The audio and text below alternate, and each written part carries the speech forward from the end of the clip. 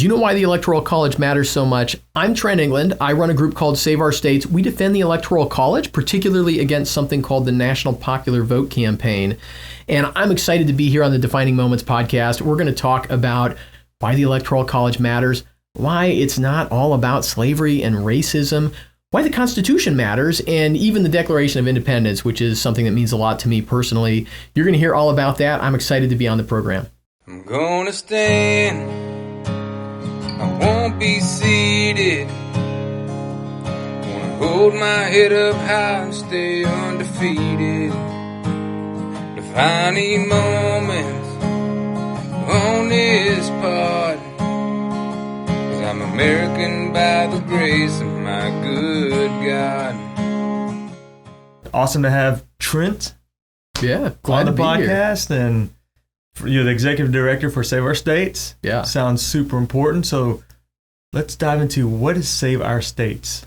So I created Save Our States to defend the Electoral College, which sounds like kind of a heady, public education campaign, right? I love the issue. I think there's good arguments on both sides, and it's fun to engage that way and try to help people understand our point of view. Love it, man. Before we dive deeper into that, the American flag just popped up. So Trent, what does it mean to be an American to you? Yeah, to me, being an American is very unique because we're the only country that I can find, at least, that looks as its, for its birthday, right? Not to winning a war, starting a war, signing a treaty.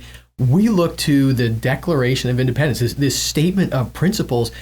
People don't realize how unusual that is. I mean, I think it's absolutely unique. I don't think there's another country that says we exist because of these ideas. So to me, being an American means trying to understand those ideas, perpetuate them, pass them on, right? That I think is kind of our unique place in the world. Yeah, that's awesome, man. We met probably about 4.5 years ago at the Cleveland County GOP. They have it first Tuesday of every month. It's meeting at Vance Pig Stand. Yeah. And you were there, and you talked about the Electoral College and all that. So why is the Electoral College so important, not just the United States, we'll answer that one, but to you personally? Yeah, that's a great question. I first learned about the Electoral College in any kind of detailed way. I mean, I'm sure I'd heard about it in middle school or high school. But in college, I had a professor named Michael Ullman, and Mike had been on the U.S. Senate Judiciary Committee staff back in the 1970s when there were actually attempts to pass a constitutional amendment to get rid of the Electoral College. And Mike had written this report that was credited with actually persuading people. It's not something that happens in Congress that much, right? That, you have this report on why the Electoral College is important. But there were a couple of senators who said, I read this and it really changed my mind. And I read it. And, Mike was a very humble guy. He didn't really tell us. He gave us this in class, but he didn't really tell us that he was the guy who had written it. I really learned the details of it later. And it was fascinating to me because, the way that we go about choosing an elected official really shapes all the incentives around that office. And for president, it really shapes how our whole national politics works, how our national political parties are organized. So much flows downhill from that I became fascinated with the system. And, one little element of it is that even the American founders who created it didn't quite understand how it would work. And I think it works better than they thought it would, which I think is just kind of a fascinating little element of our history, right? That, the founders were, I think, brilliant, but they didn't know everything.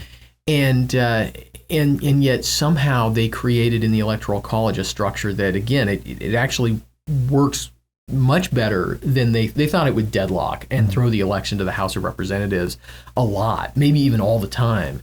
And it hasn't turned out that way, actually. Usually it just, it's a pretty straightforward process. Yeah. The chase at 270. Yeah, that's right. When you talk about the Electoral College, for our listeners, this is a election year, 2024 presidential election year. So how does electoral college actually work? Yeah. Yeah, that's a great question, right? The electoral college works today as basically a two-step democratic election. So we vote in our states.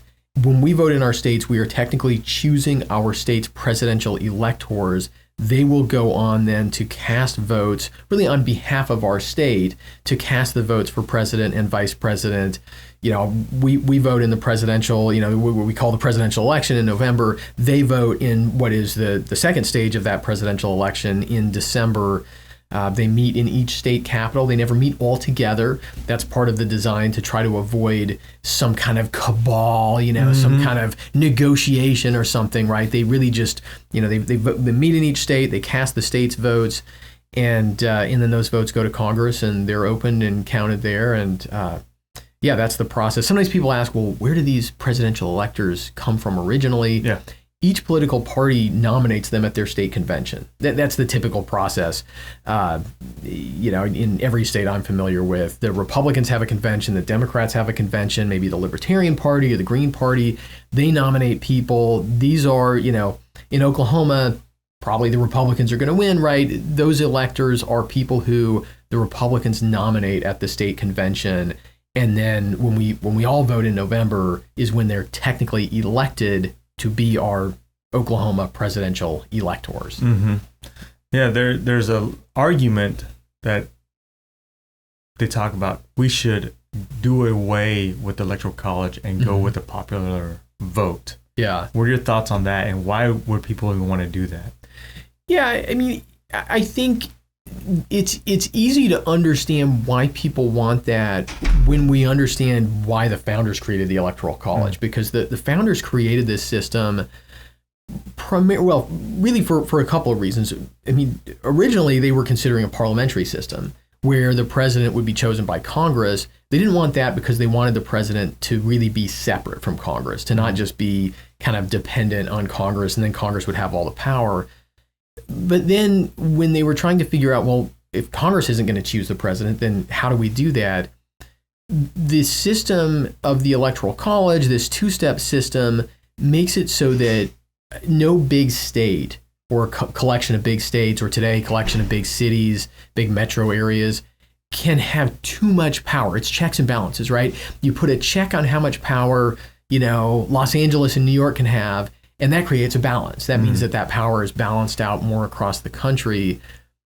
So the flip side of that is, if your power comes mostly from big cities, right, that's a little frustrating, understandably so. And the way our politics has evolved, and I think this is actually changing right beneath our feet right now, but you know, the way our politics has been for the last few elections, the Democratic Party draws a lot of power from the big cities.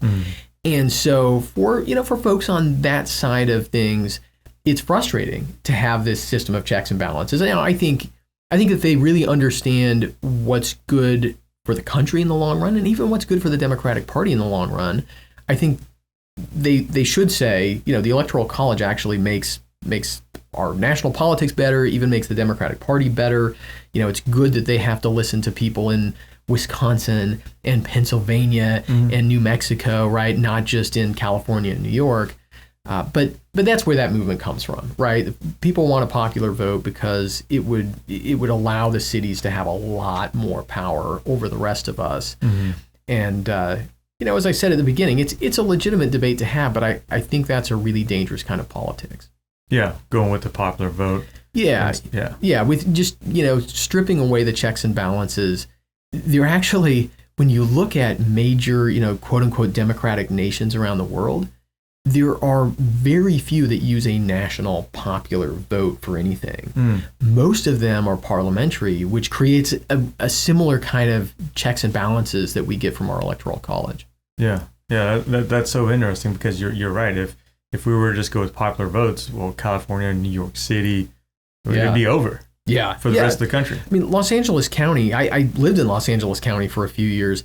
It has 10 million residents, right? Oh man, 10 million. I mean, so there are only a handful of states that have that many people in them, right? Right. I mean, it's really amazing the size of, particularly the LA area and the New York area, and then you've got Chicago and Dallas and Houston and San Francisco, and you add a few more metros in there, and you have a lot of people.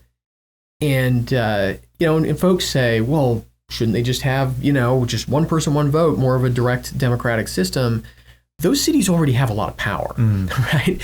And the history of democracy, when you go back to the beginning, to Greek democracy, people talk about Greek democracy. That was really a system where the people in the cities voted on what to do with the people who didn't live in the cities, right? I don't think we want that form of democracy. I don't think that's the best way. That's right.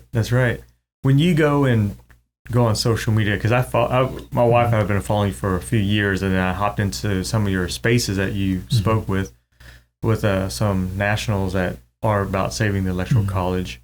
How do you deal with negativity when you see people reply to something maybe you posted on social media? Oh yeah, I think that at my best, right? I try to remember, the founders debated these things, right? You go back to the Constitutional Convention, and you can find,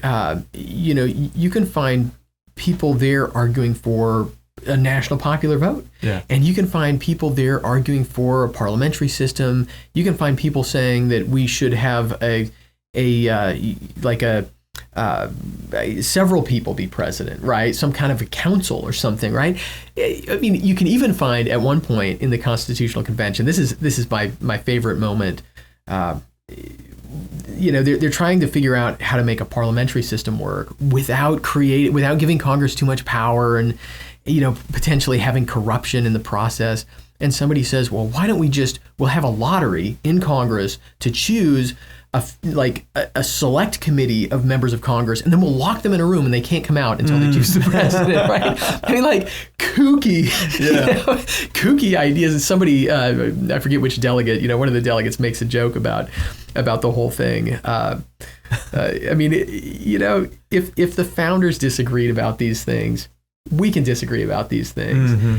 And, at the end of the day, I think, that's small d democratic politics at its best, right? And that's really Declaration of Independence politics, right? It's this idea that each of us have human dignity, human rights, and that we should come together and debate in good faith, right, as much as we can as fallen human beings. Yeah. We should debate in good faith these things and try to come up with the best answers. That's what the Declaration of Independence allows us to aspire to. We're never going to do that perfectly, but I try. Yeah, so you just deal with negativity as in hey, it just kind of rolls off your back. Yeah, again, at my best. Yeah, at your best. What's the most intense debate you got out in person? What's got you riled? I mean, it does get me a little riled up when you hear these claims that the electoral colleges or anything else in the Constitution, frankly, is all about racism. Oh. Right? I was about to ask you that, but go ahead. I mean, because on the one hand, I feel like oftentimes that argument is just kind of lazy, right? Because you'll find people who say basically any part of the Constitution they don't like is about racism. And then if it's there's something in the First Amendment that they do like, well, that's not about racism, right? It just, I mean, come on now. The fact is, slavery in particular, right?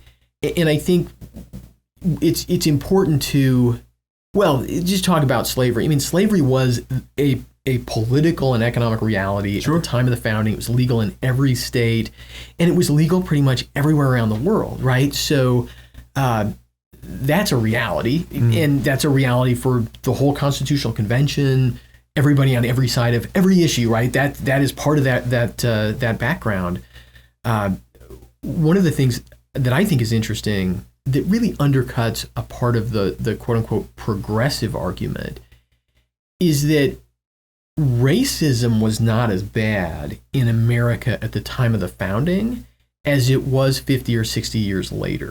The progressives like to make this argument that as we get smarter, we get better. And of course, the often unspoken but implicit part of that argument is that the whoever the current progressives are, they're a little smarter, so they must be a little better than all the rest of us, right? That's why they should rule the rest of us.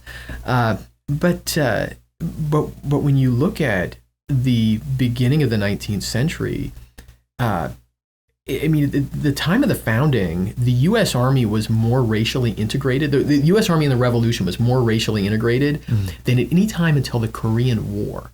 Wow. Right? There were people at the time of the founding who thought, obviously, you should be able to vote regardless of the color of your skin, right? There were a lot of people who thought that, as far as we can tell.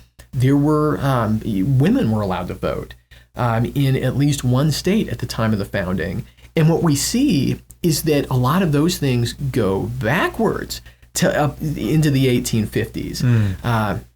Particularly in some parts of the country, right? There's more racism, and more of that racism is founded on not on some kind of religious view, but actually on a sort of progressive, scientific argument. Yeah. People say, we're more scientific now, and so we understand that certain races are supposed to rule others. That you don't find that argument at the time of the founding. So that makes me frustrated, because I think that I think it's a way for some people to kind of avoid having the more honest argument about pros and cons of different parts of the Constitution. Yeah, no, and I'll chime in on that. Yeah. Is I do feel like when I hear, let's say, the Electoral College is racist, that right there is just lazy, and actually it's uneducated. Yeah, to put out that claim, and it's actually reckless to society. Yeah, to put that claim out. Yeah, no, it's always dangerous, I think, to go after people's motives. And it's particularly dangerous in the context of something like the Constitution, because the founders can't defend themselves. Right. Right. And it discredits the whole foundation of our country when people make those kind of attacks. And it is really, it's a way to avoid having the more serious and important conversation about what do these things do for us, and frankly, why has our country been so successful? Because by so many measures, the United States of America has been wildly successful in the world. And I think everybody involved in politics, and I think every other American, but at least if we're involved in politics, we ought to be asking that question, like, what is it that's succeeded here? Yeah, what has succeeded? Well, I think that a lot of it does go to that Declaration of Independence premise, which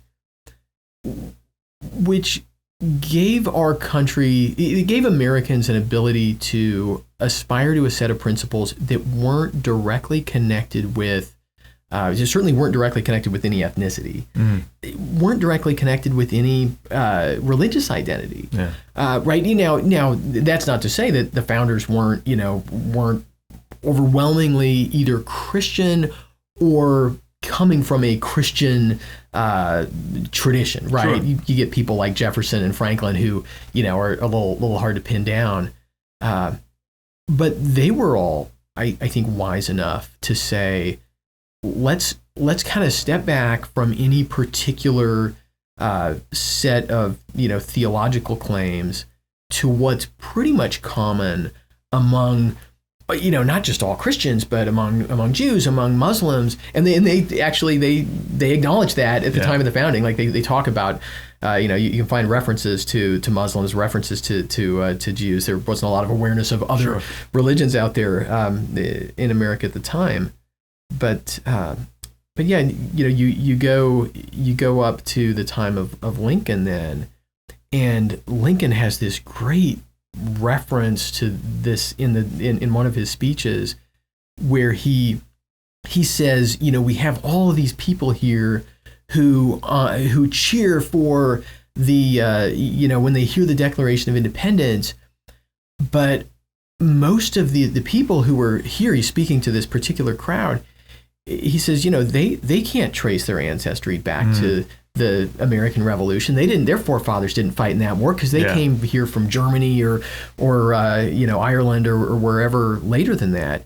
But he says when they hear those principles, right, they can attach themselves to those principles and feel that they are blood of the blood and flesh of the founders of the country. The great Lincolnian, turn of phrase there.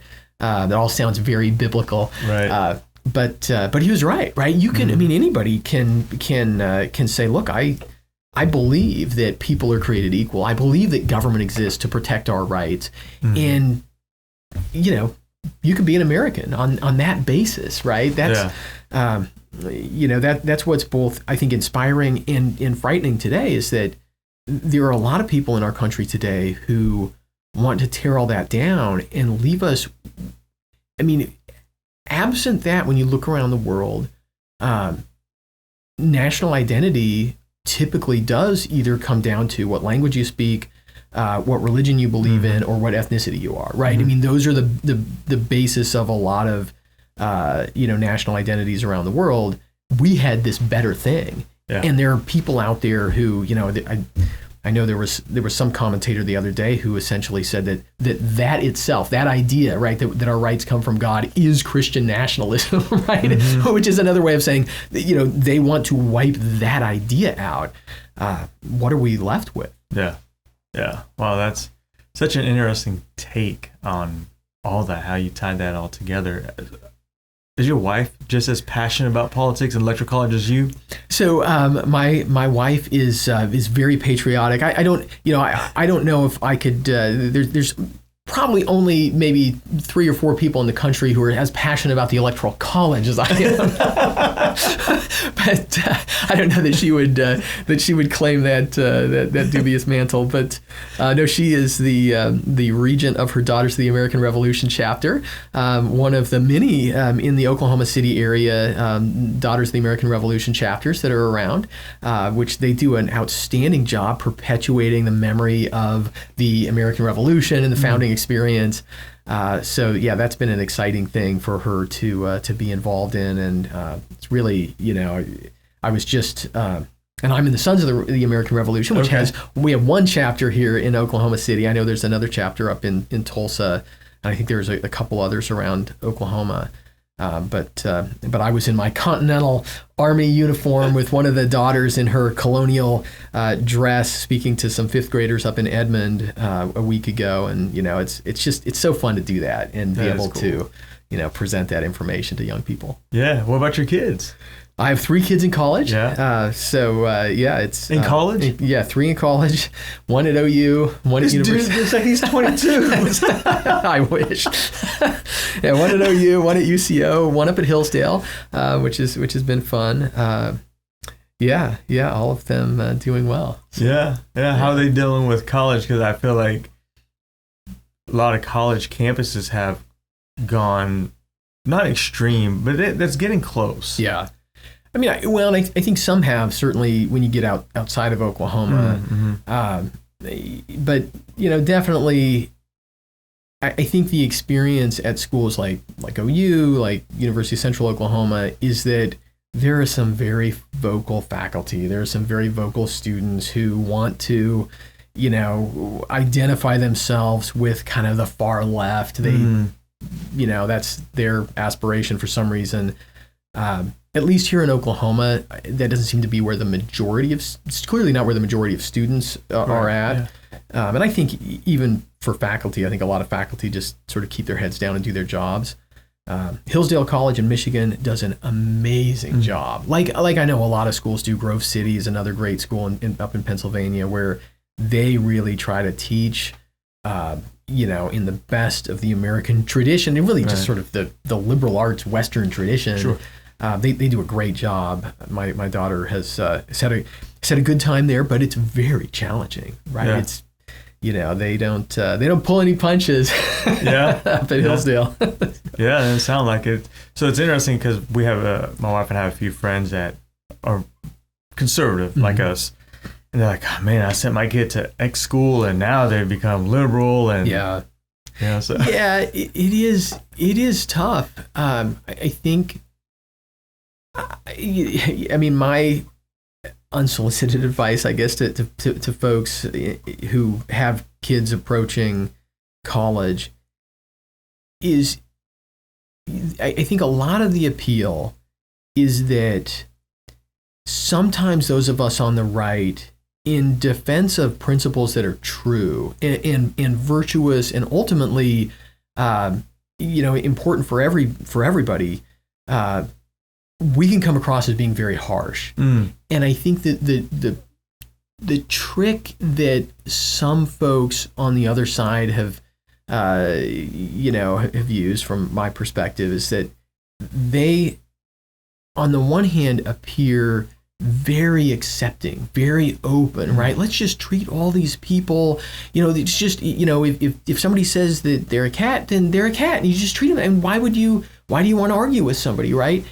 And that has a lot of appeal to young people, especially because, that's sort of the carrots. We're very nice, but there is a big stick there too, which is, if you don't do this, we can ostracize you, right? We can make you pretty miserable, and so I think preparing kids for that and making sure that we don't, in some of these debates, I think that folks on the conservative side, we need to do a better job identifying the folks who really are being used as pawns, right? Yeah. Especially when it comes to a lot of kids, a lot of young people. It's, we're all kind of mixed up when we're teenagers, right? Sure. And it's a tragedy when you see folks with a political ideology kind of, oh, you're mixed up? Well, dress up in some strange way and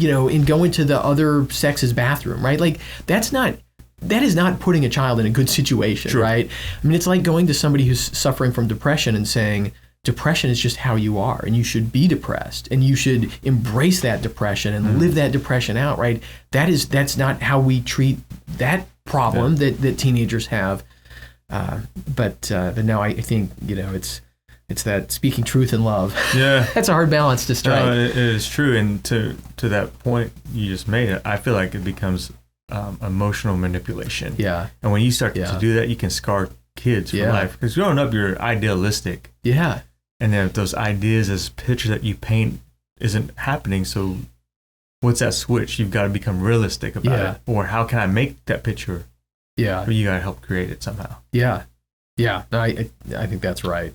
It's it's a tough world, I think, for high school and college students today, because there is all that emotional manipulation. That's a good way to put that. Yeah, there is, and you see it on social media. You see, just everywhere. It's sad when you have to have political senators or whomever come out with bills as, hey, if you're male, this is the restroom you got to use. Yeah. And it's like, what happened to common sense? Yeah. That's right. And it is fascinating, right? I mean, Barack Obama, people forget, he was against gay marriage, right? Absolutely. Joe Biden was pro-life. It is such a strange world we live in where, on the political left in the United States, the policy positions, ignoring all the rhetoric, right? Just the policy positions that are demanded on the left have gone so far to the extreme. And actually, when you look at the policy positions that people talk about on the right, they've actually sort of moderated, right? I mean, I think it's hard to cut through all the rhetoric, right? Because that's what people focus on. And, certainly with Donald Trump, there's a lot of rhetoric that gets a lot of people's attention. But Trump's policy positions, right? Setting aside the tweets, his policy positions are very moderate, right? Yeah. He borrows a lot from Bill Clinton, and in some ways, his trade policy is more aligned with labor unions than Bill Clinton's trade policy or Barack Obama's trade policy was. As a policy guy, it's fascinating to me to see all this, and then to see how the media just ignores all that, right? They don't. I don't know if they don't understand it or they just don't want to tell the story, but you don't get very much of that in almost anywhere. That's true. I have an America First sweatshirt that I wear, and I wore it out to eat breakfast the other day, and some guys like, "Hey, you're racist." And I looked, I was like, "For the sweatshirt? What do you mean? This is the way I ate my eggs over easy, sunny side up? I don't know." He's like, "That sweatshirt." I'm like, Wow. Let's talk about that. He didn't want to talk. So. Yeah. It's just I'm so curious. It's almost like wearing that "Make America Great Again" red hat. Yeah. What's the big deal about wearing that hat? Yeah. Do you know, Trent? Because I don't know. That's, I mean, people, I do think, because I'll read some, some of the commentaries on the left. It's always interesting to read things, written by somebody you disagree with for the audience you disagree with. So it's sort of like reading somebody else's mail. And, I mean, they have really convinced themselves that Donald Trump is like the 21st century Hitler figure. Like they really believe that. And that, I don't know what you say about that, right?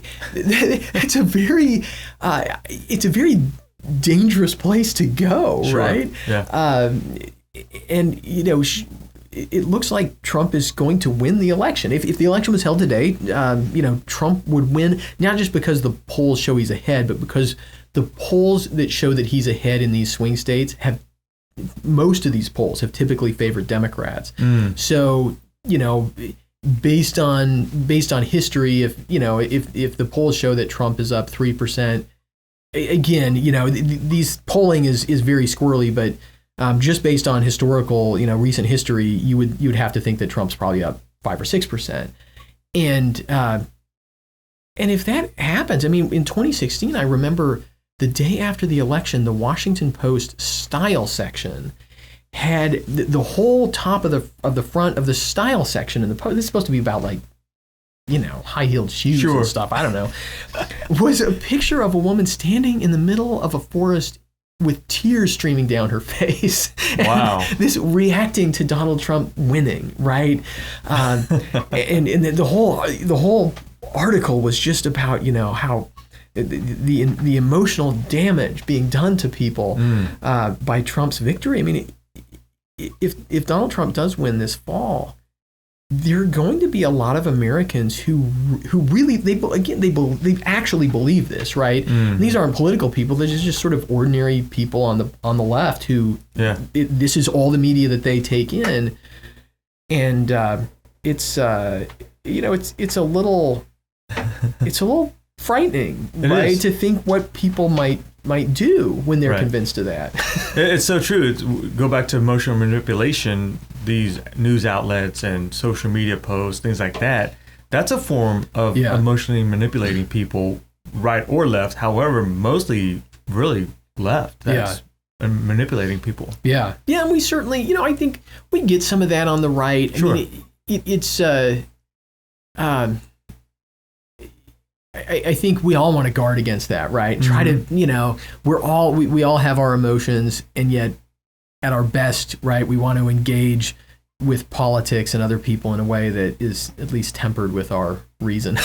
Well, that's right. And the way to guard against that is just to arm yourself with good research and then listening to a man like yourself who understands electoral college and why it's so important, why we got to defend it. Yeah, I mean, it's good to try to dig down to the facts. Right. And I think when we disagree, I always think of it like a tree. It's, if I'm out on one branch and you're out on another branch, what we need to do is figure out, we need to work our way back toward the trunk and figure out, where do these branches diverge? Like, what's our real disagreement over? Because if I'm just sitting on my branch and you're on your branch, we're just yelling at each other, that doesn't do any good for anybody. Right. What are a couple questions you wish people would ask you, but no one ever asked Trent? Oh, that's, well, one of them you asked right at the beginning, which is, why I care about this. So I always love to kind of tip my hat to Mike Ullman, who, he was just a college professor, who really changed my life. I mean, this whole project and everything I've been doing for 15 years now is really because of him and a tribute to him. What is most important to me really is this, in terms of my political work, is this question of what makes us unique, and this question that you also, started with. We have such a legacy as Americans, and which isn't to say that we are somehow intrinsically better than people anywhere else around the world. It actually is the antidote to that thinking, right? Right. It's funny that American exceptionalism gets cast as like, oh, this is somehow jingoistic. It's like the answer to that, right? It's like, no, like our principle literally is that like all people deserve these rights. Now that doesn't mean that we should, be like Woodrow Wilson and go around the world trying to, tell other people how to run their government like that. That just doesn't seem to work out very well. Yeah.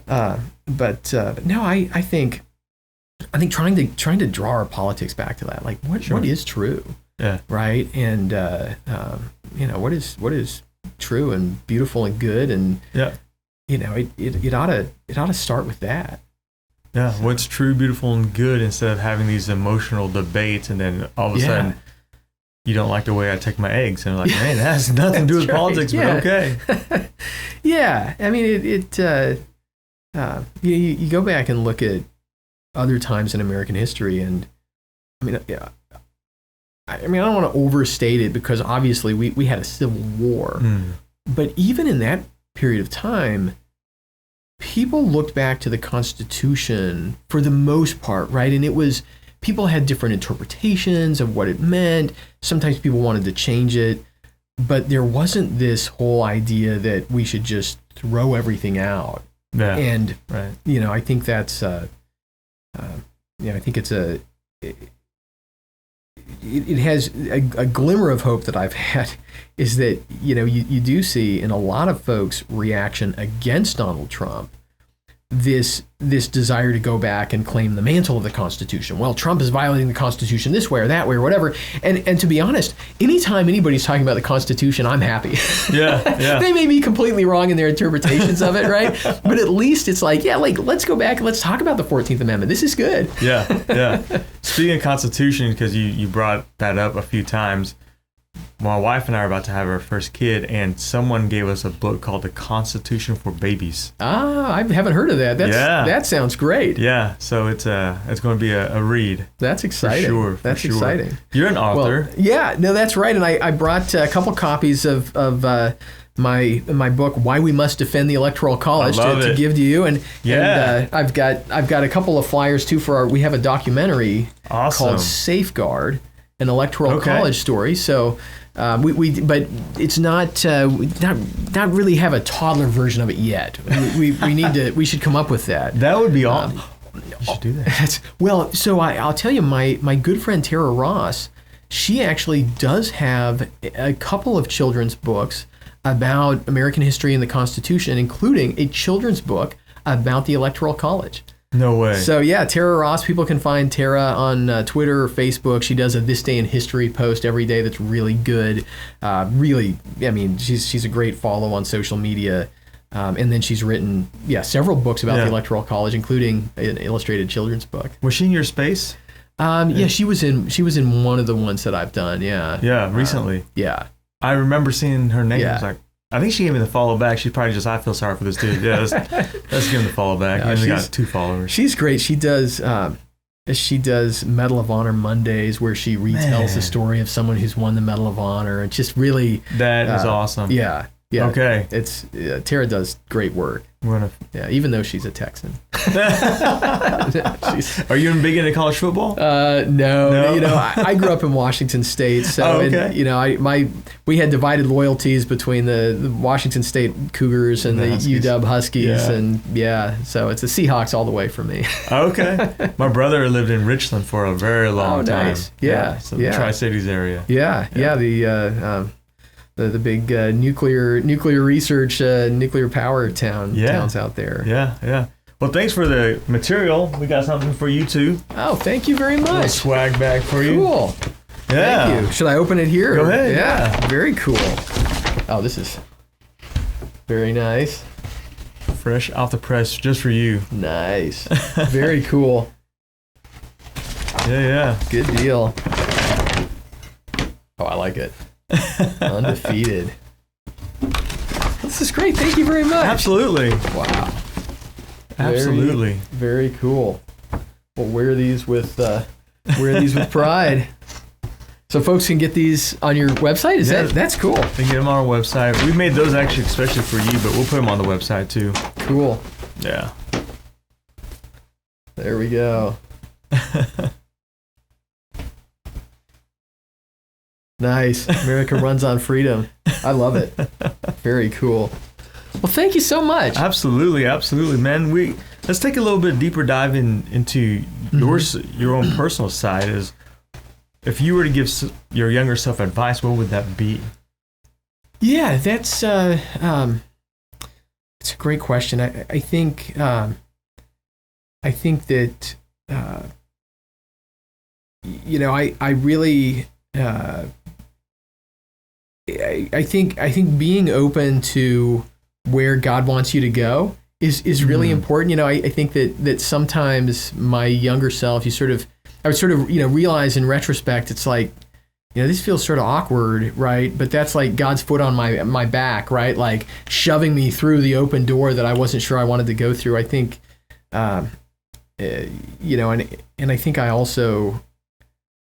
spent a lot of time being sort of frustrated when things didn't go my way, rather than really having that faith that it's a lot easier to appreciate in the rearview mirror. You look back and say, well, this experience felt like it didn't go anywhere, but it prepared me to do this really different thing over here. And I feel like I was talking with a younger colleague of mine the other day, and one of the things I think helps us to succeed in leadership is to not just sort of burrow down in one thing and follow one path, but to dabble. And that's a hard thing to want to do, right? But I worked in political opposition research for 6 months, and I worked in I spent 5 years in DC. And leaving there was easy to feel like, if I just would have, stayed in DC and made my career there, think of how successful I'd be in that world. But, I got a law degree and never practiced law. Yeah. But all of those things, right, have really helped me to do what I do right now in a way that I think, has both been effective, kind of directly doing what I do. And I think that Save Our States, we've also been able to, in some of the other work that I do, to find some really talented young people and help them to develop towards leadership in defending the Constitution and advancing our republic. And that to me is really the most exciting thing is when you've got you got somebody who's maybe just 20, 22 years old, not sure what to do, and you're able to kind of help them make that take those first few steps. And I can think of a few specific people where I feel like I was able to pour into them, and now they're just they're just very effective in what they do for the good of our country. Yeah, that's awesome. If you were to have a cup of coffee with 3 different people, dead or alive, who would they be? James Madison for sure would be one. I love Madison. He sacrificed his health doing the research that he believed was necessary to write the Constitution. And that's inspiring to me. I'm tempted to say George Washington, but I just don't think he would say very much. So I'm going to skip over Washington. I think another leader who might have that problem, but I think I could maybe get him talking, would be Calvin Coolidge. Coolidge was this great figure who early on really understood the progressives and really believed in the Declaration of Independence. And so, those two things put together, I think he understood the threat of progressive ideology, I think better than almost anyone else in the entire 20th century, but certainly in the first half of the 20th century. So, I would say Coolidge. And then then I'll throw in one of my favorite authors, G.K. Chesterton. You know, a great wit, funny. You know, he's Catholic and I'm not, so he'd probably give me some grief over that. But G.K. Chesterton, another man from the time period of Calvin Coolidge, who I think really, you know, from his British perspective, really understood the threat of this sort of nihilistic, you know, modern, you know, eventually postmodern philosophy. And I've got a lot of books by Chesterton I just go back and reread because they're funny and they're true. Yeah. What about presidents? Who would you love to have a cup of coffee with and talk politics and life with? It's funny with Madison, like Madison, Right. not about his presidency, which didn't turn out spectacularly well. If you want to talk to somebody about Madison's presidency, you'd want to talk to Dolly Madison, who I think had her wits about her a little bit more at that point in time. Taft is an interesting figure who, you know, not only was president, but was also on the court. And John Quincy Adams. You know, John Quincy Adams was kind of the last of that generation to be involved in politics because he served as president, and then he went back and served in the House of Representatives until he couldn't serve anymore. But he was, you know, he was one of the most prominent anti-slavery figures of his generation. I think he would be a fascinating person to talk to. You know, he had that experience from the Revolutionary period up to the pre-Civil War period, just about. You know, otherwise, I'll throw in there Grover Cleveland. Okay. You know, conservative Democrat, served the only person to serve 2 non-consecutive terms as president. An interesting. I haven't heard this comparison made, but an interesting comparison to Trump, who may become only the second person to do the same thing. You know, Cleveland was. You know, Cleveland was somebody who crossed party lines in some weird and contentious ways in his day. So, wow, that's interesting. That's an essay somebody needs to write, actually. Yeah. What's a defining moment for you that kind of helped traject your way into where you are? So, I mean, I would have to say, I would, and I try not to be too emotional here, but you know, marrying my wife, I mean, she makes everything I do possible, right? I mean, you know, she, you know, the encouragement, the stability, right? Just investing in me, and being willing to do all that in the background, right? Because that's mostly where she is. She's mostly in the background, making everything work. That makes it possible for me to, you know, I mean, I'll spend, you know, especially this time of year, I mean, sometimes I can be on the road more than half the time, right? Flying to Maine and Michigan and Nevada and places like that.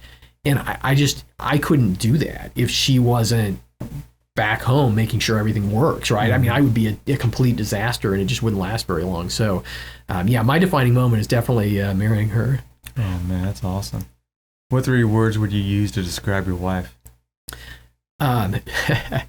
So she is, in the best sense, stubborn,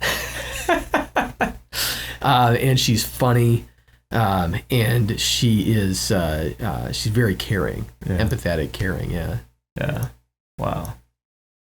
Yeah. Now you made me tear up here, but that's awesome, man. Yeah. No, it's, I mean, it really, I think one of the biggest challenges facing young people today is that there's all this pressure to, you know, don't get married until you've got everything figured out, right? And, you know, I mean, I get it. Everybody's got their own circumstances, but, you know, we got married when I was halfway through college. My wife had just got her associate's degree. You know, she was still 19.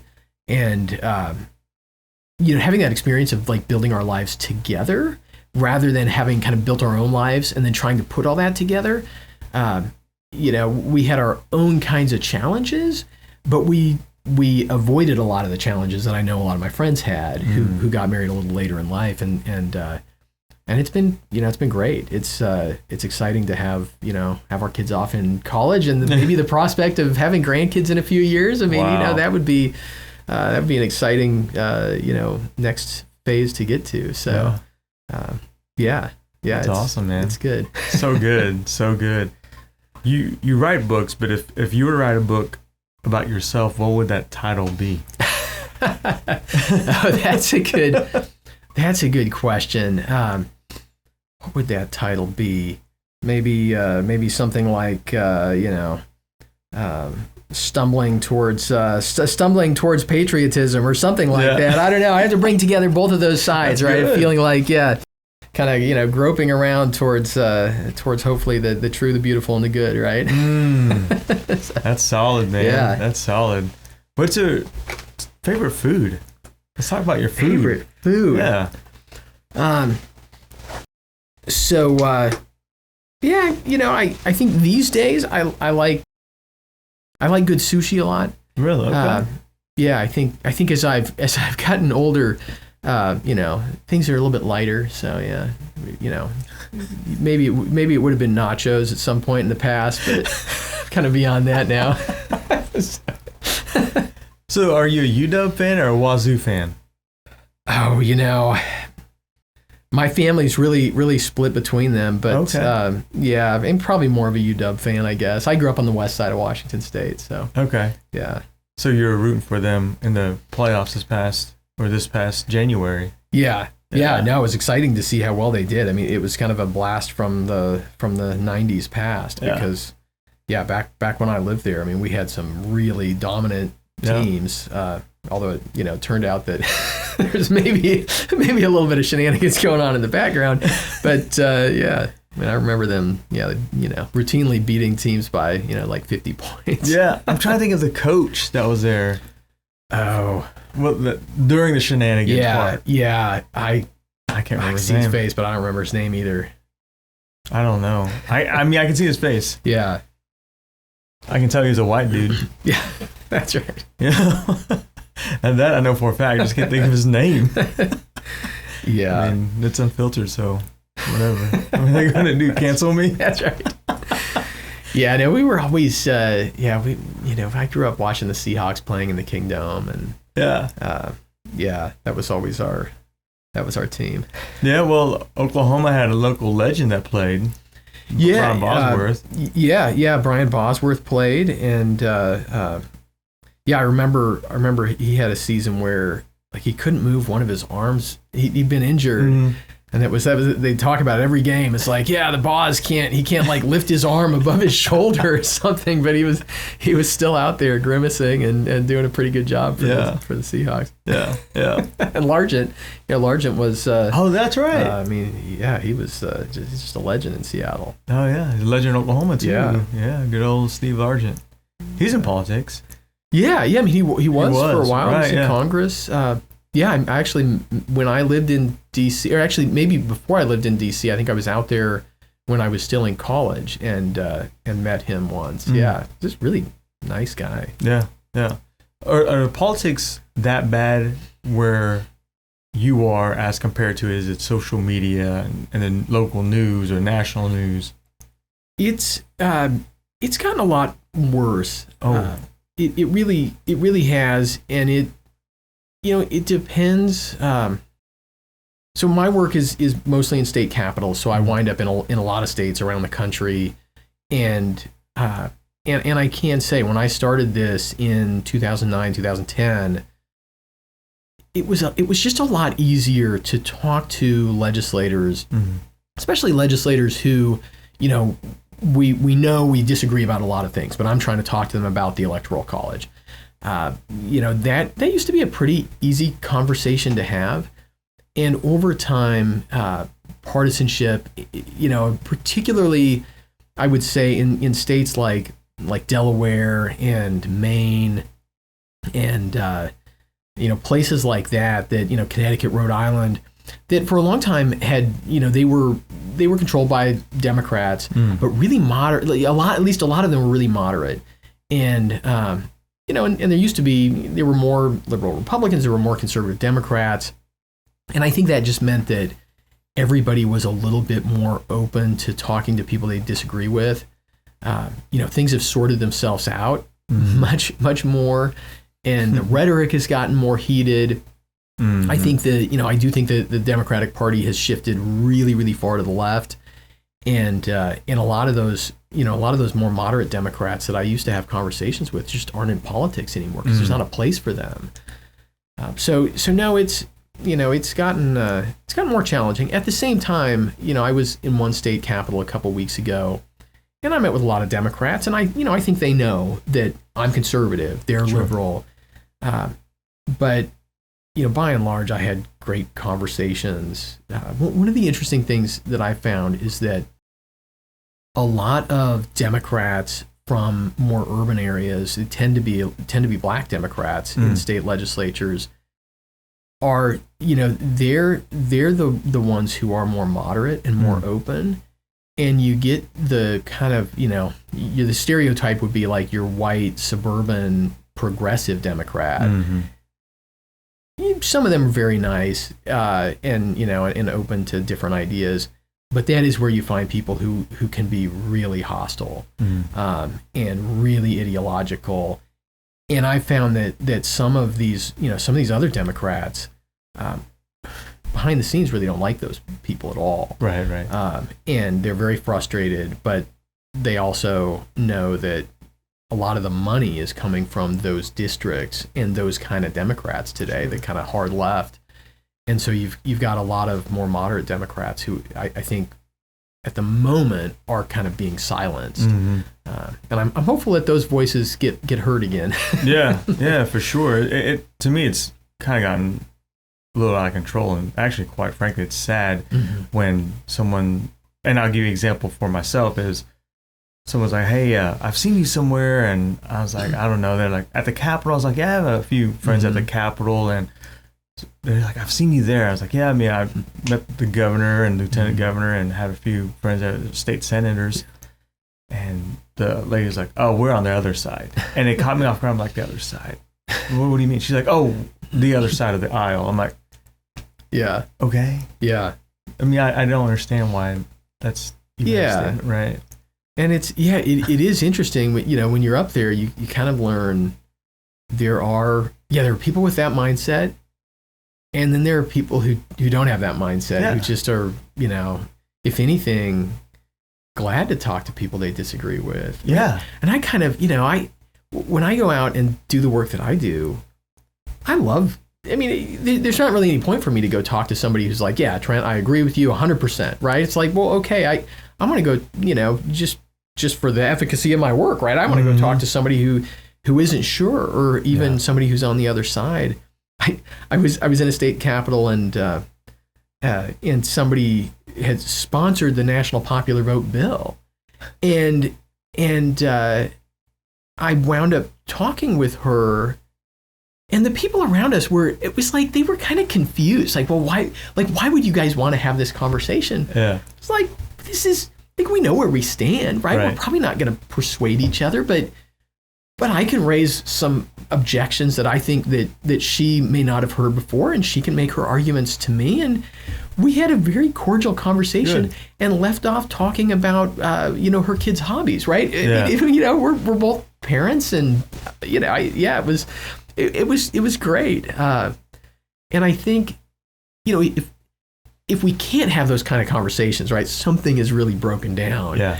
And so I think all of us as individuals should be asking ourselves that question, like, if I'm not the kind of person who can have these kind of conversations, I need to make some adjustments myself, right? And it's not that I need to believe different things, but I need to find an approach to all this that, from my Christian perspective, right, that honors God first. And the fact that no matter what ideas you ascribe to, right, the most important thing about another person is that they're a child of God just like I am. And, again, at my best, I try to approach it that way. That's great. Don't always succeed. Oh, well, at least you tried. Yeah. I mean, that's the best thing, is trying to have that conversation. Yeah. How do you want to be remembered? I'd most like to be remembered as a good father. I think that's, at the end of the day, that's probably the most important thing that I'll do in my life. and as a good husband. But beyond those things, I think it goes to exactly what we're talking about, right? Is as someone who went out there and engaged for the things that I believe in a way that was serious and that was striving to be effective, right? Not to compromise in terms of being effective and making the right arguments, the right case, but who didn't let myself, my ego, my emotions get in the way of that, right? And I think that's when we get mad, right? It's really our ego. Yeah. It's not that we believe in these things so strongly, we're so passionate and patriotic. It's that somewhere it's my ego, right? It's me. I believe in me so much, right? That I'm allowing myself to get in the way of the case that I'm trying to make. So, yeah. That's awesome. A great question. Yeah, you ask the best questions on here. This is a lot of fun. Thanks, man. It was great having you on. So this Safeguard Electoral College is actually, you can watch this. Yeah, it's on the streaming service called Tubi. It's on Amazon Video. People can watch it. It's great if folks leave us good reviews on that. It helps other people see it. We do get folks who I think don't watch it. They just figure out that this is like conservative, and then they go and bash it on Amazon. So it's great when we have conservatives say, no, this is, I think it's a good product, but watch it and, leave an honest review. Yeah, well, that's what I was alluding to with the negative reviews, because I have watched it. And then I started going through the reviews. I'm like, why are people so negative about it? And to your point, I believe they don't watch it, or it's in their head. Electoral college is probably racist, so whatever. Yeah. But and we do, we work hard in the film to say, look, like this is, the Electoral College, like it elected Ronald Reagan, it elected Bill Clinton, it elected Donald Trump, it elected Barack Obama, right? This is not a system that inherently like makes sure that one party wins, exactly. Right? It creates this balanced playing field for everybody. That's right. Man, I loved having you on, brother. Yeah, my pleasure. Good. This is terrific. Yeah. So it's a election year. So if you look in the mirror, Trent England, the executive director for Save Our States, do you approve this podcast? I do. My name is Hoang Lam, and I definitely approve this podcast. And keep the Electoral College great. I'm gonna stand. I won't be seated. Wanna hold my head up high and stay undefeated. Defining moments on this pod, 'cause I'm American by the grace of my good God. I'm American by the grace of my good God. I'm American by the grace of